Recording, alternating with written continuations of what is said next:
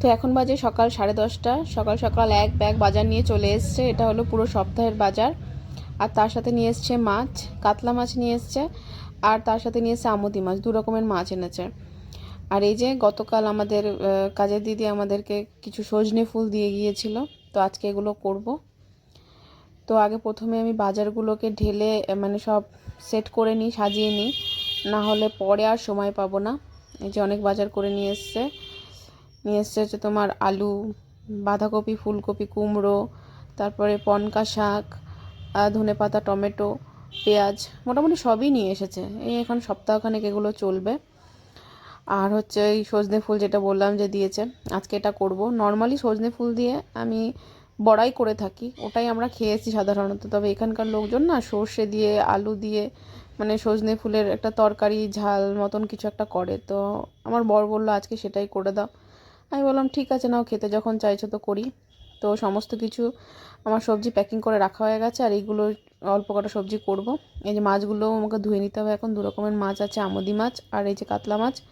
তো আমুদি মাছ এখানে সবসময় পাওয়া যায় না, পেয়েছে বলে নিয়ে এসছে। তো আজকে আমুদি মাছটা করব। আর কাতলা মাছের মধ্যে থেকে 2 পিস করব আমাদের জন্য, আর 2 পিস করব ছেলের জন্য।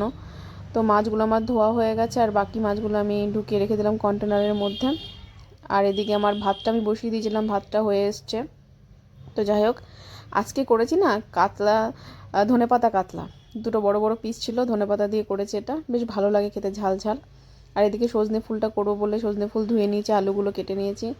আর এদিকে যে বেগুন আর আলু সরু সরু করে কেটে নিয়েছি, এটা দিয়ে হচ্ছে আমুদি মাছগুলো করবো, ওগুলো ভেজে রেখে দিয়েছি। আর এটা হচ্ছে ছেলের মাছের ঝোল করব, তার জন্য হচ্ছে সবজি কেটে রাখা। আর এদিকে আমার বেগুন আলু দিয়ে আমুদি মাছের ঝালটাও হয়ে গেল। তো যাই হোক, এই যে দুপুরবেলা খেতে বসে গেছি। তো মেনু হচ্ছে আজকে এই সজনে ফুল আলু দিয়ে চচ্চড়ি, মানে ওই ঝাল দেওয়া যাকে বলে, সর্ষে দিয়ে ঝাল দেওয়া।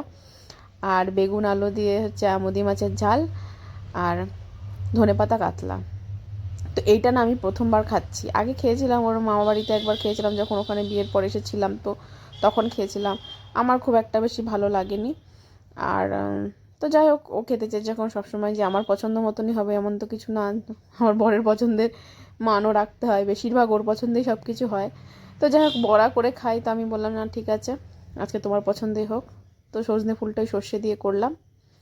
আর এই যে ধনেপাতা কাতলা, এটা আমার পছন্দের।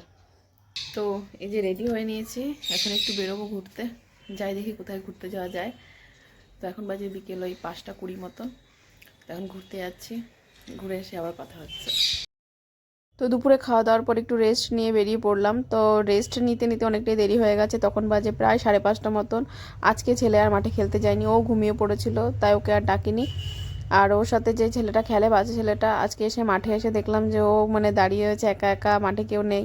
খুব খারাপ লাগছিল, কারণ প্রতিদিন ওরা দুজন খেলে। তো আসলে ওই ছেলেটারও কোনো সঙ্গী নেই আশেপাশে, আর আমার ছেলেরও সেরকম কেউ নেই, তো ওরা দুজনেই মাঠে এসে খেলে।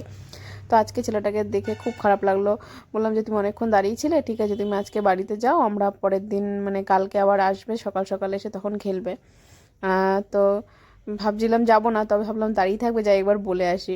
বাচ্চা ছেলে তো, খুব খারাপ লাগলো। তো যাই হোক, আজকে খেলা হলো না, কালকে আবার আসবে আমার ছেলের বাবার সাথে এসে খেলবে। তো আমরা একটু ঘুরতে বেরিয়েছিলাম জঙ্গলের দিকে, জঙ্গল সাফারি করতে বেরিয়েছিলাম। সন্ধে হয়ে গেছে, একটু বেলার দিকে বেরোলে তাও ভালো লাগে। কিন্তু কি বলবো, ছেলেটা ঘুমিয়ে পড়ে, একদম বেটাইমে ঘুমোয়। যখন ওকে আর উঠাতেও ইচ্ছা করে না, 1 ঘন্টাও ঘুমোয় না, তার মধ্যে উঠিয়ে আবার বের করানো, তার জন্য আর ওকে ডাকিনি। তো সন্ধেবেলা আমরা জঙ্গলে বেরিয়ে পড়লাম, আর দুর্ধর্ষ জঙ্গল সাফারি হয়েছে। তো আজকে আর সেই জঙ্গল সাফারির ব্যাপারটা আপনাদের সাথে ব্যক্ত করছি না। তো কোথায় গিয়েছিলাম সেটা অবশ্যই আপনাদেরকে দেখাবো। তবে আজকে এই পর্যন্তই। আবার দেখা হবে আগামীকাল আরও একটা ভিডিও নিয়ে। ততক্ষণের জন্য টাটা।